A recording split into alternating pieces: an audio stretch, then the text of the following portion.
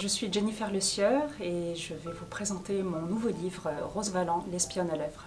Pendant l'occupation, les nazis se sont servis du musée du jeu de paume pour entreposer les œuvres d'art qu'ils ont spoliées à de grands collectionneurs juifs.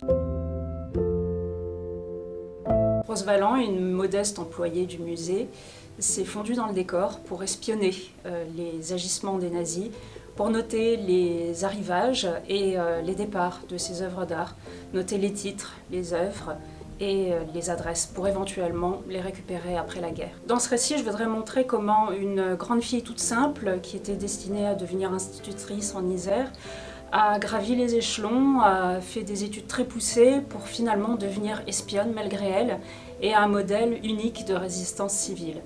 Elle s'est révélée être une espionne de terrain formidable dans l'Allemagne de l'après-guerre, où tout se liguait contre elle, et pourtant elle a réussi à surmonter tous les obstacles pour récupérer les œuvres d'art qui avaient été spoliées aux familles juives. On estime que sur 100 000 œuvres spoliées, elle en a retrouvé 60 000 et a pu en restituer 45 000 à leurs propriétaires. Elle a vécu une grande histoire d'amour qu'elle maintenait aussi secrète que ses actions d'espionnage avec Joyce Heer, qui était secrétaire à l'ambassade des États-Unis.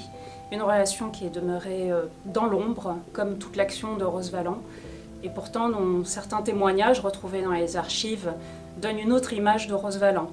Sous sa façade austère et sévère, elle montre une personnalité assez radieuse, attachante, affectueuse et non dénuée d'humour. L'exemple de Rose Valland est frappant parce qu'il montre comment, parti de rien, on peut aller très loin, on peut sortir de sa timidité, de ses barrières sociales, mentales, pour accomplir des exploits que peu d'hommes aujourd'hui encore oseraient.